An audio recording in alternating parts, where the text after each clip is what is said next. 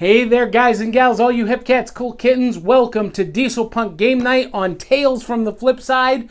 In our first episode, we're going to review Unexploded Cow, and we're going to do that right now.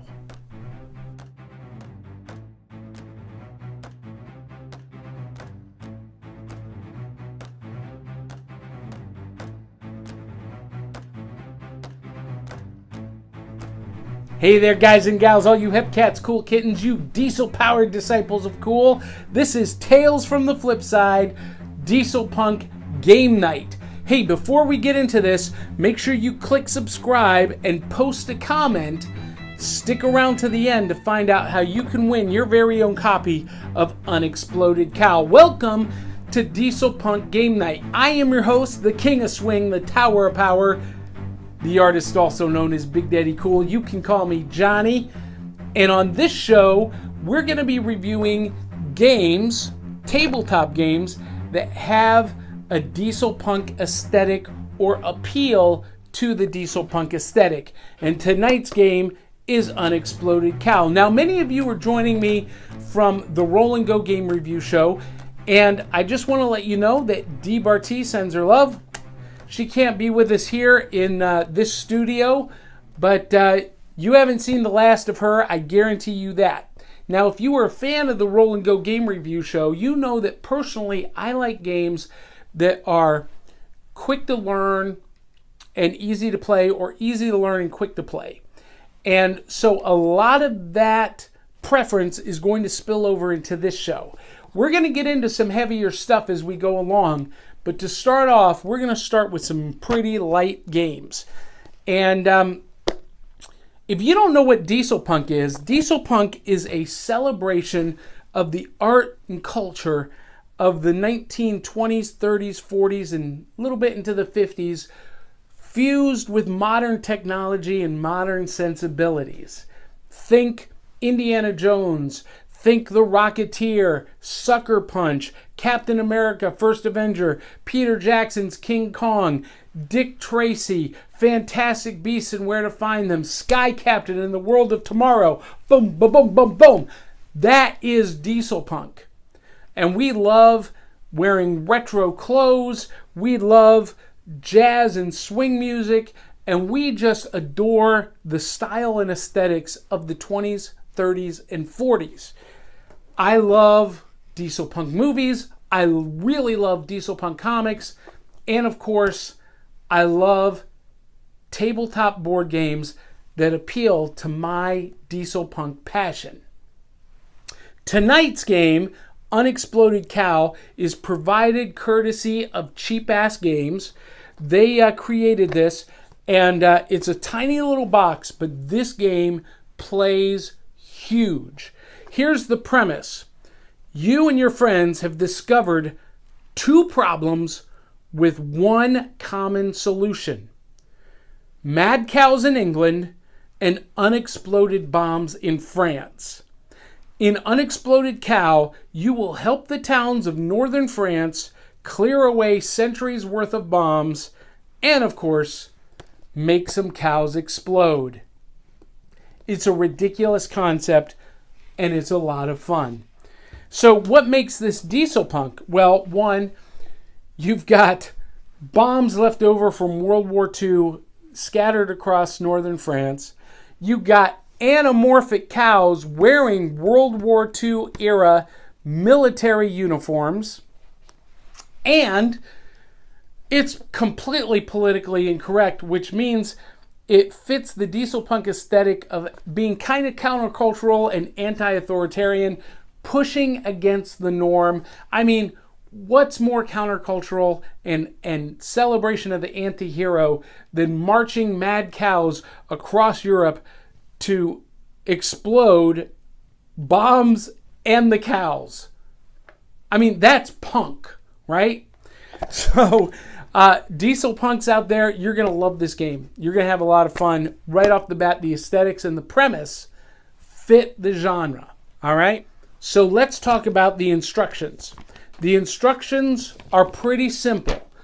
One legal size sheet printed front and back and folded in fourths. And really, the front page doesn't even count because that just sets up the premise. I love games that are easy to learn and quick to play. And this game fits the bill. And we're going to go to the table right now to show you the setup and show you how this game plays. All right, guys and gals, this is basically the gameplay board. You don't have a board. You use cards to play. And there are two decks. There's a city deck. And basically what you're trying to do is win city cards. When you run out of these cards, when the deck is exhausted, the round is over, the game is done. Each player starts with 3 Unexploded Cow cards. And on each turn, they will draw a card from the other deck and add it to their hand. And then you play as many cards on your turn as you want. So the goal here is that you are going to build a herd by playing cards. Now, each card has a point value, and each card has a price. The price is what you have to take out of your chips. Every player gets a certain number of chips. I want to say it's about $2,000, maybe $3,000 to start.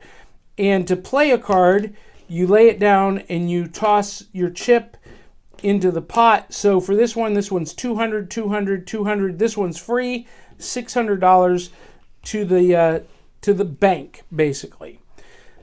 You play all of the cards you want on your turn. And then at the end of your turn, you roll the die.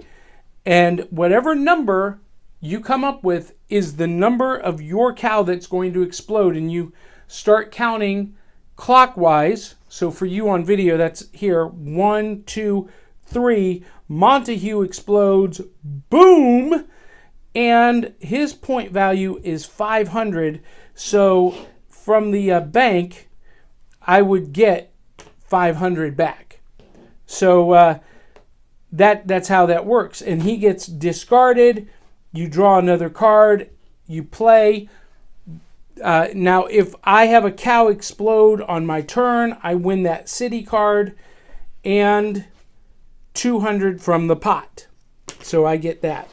So when all of the city cards are gone, the game is over, and you count up all of your money, and whoever has the most amount of money wins. It's really that simple. And each card sometimes has different instructions, like the standoff. Take 200 from the pot. You will skip your normal bomb roll on this turn. Now, let's say you have only 3 cards out and you roll a 6.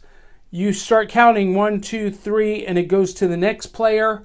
4, 5, next player 6, and their cow explodes. Now, if their cow explodes on your dice roll, they don't win the city. You only win the city if one of your cows explodes on your roll. The other cool card here that I have laying out is a spy. So I can put a spy in another herd. I have to pay $200 to do that. But let's say that just happened. I rolled a 6. 1, 2, 3, 4, 5, 6. My cow explodes in somebody else's herd, and I get the money for that. I get $400, and I don't win the city. No, I would win the city at that point, but that spy could explode on somebody else's roll, and I would still get the money, maybe not the city. Really super easy. A lot more can happen. But that is the basic premise. You're basically playing cards, waging chips, and winning money. And whoever has the most money at the end of the game wins the game. And that's it, guys. That is how you play Unexploded Cow.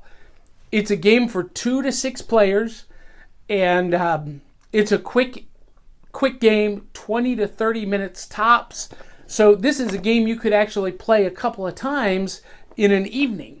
And, I have the box upside down. You could play this game a couple of times throughout the evening and have a lot of fun. There is some strategy involved with what cards you play when, where you play them. There are some cards that are, negative points. There are some cards that allow you to swap cards with other players, cards that allow you to put any one of your cards in your hand, any cows into another person's herd. So there's all kinds of ways that you can strategize. It's not just up to the roll of the dice or the deal of the hands.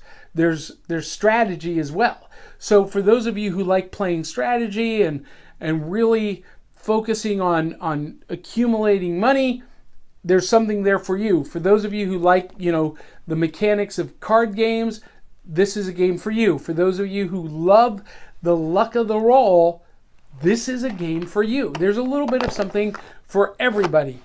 But for you Dieselpunks out there, it's ridiculous and it's got a great aesthetic. I want you to see one of the cards here on the table. I'm just going to hold it up to the camera. This is Montague. Look at that great Dieselpunk outfit. That would be a great outfit for anyone doing military Dieselpunk. So a lot of costume inspiration in these cards as well.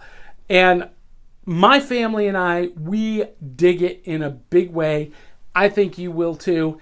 And this game was provided to us for review, courtesy of Cheap Ass Games. And guess what? I've got one to give away. Never opened, still in the shrink wrap.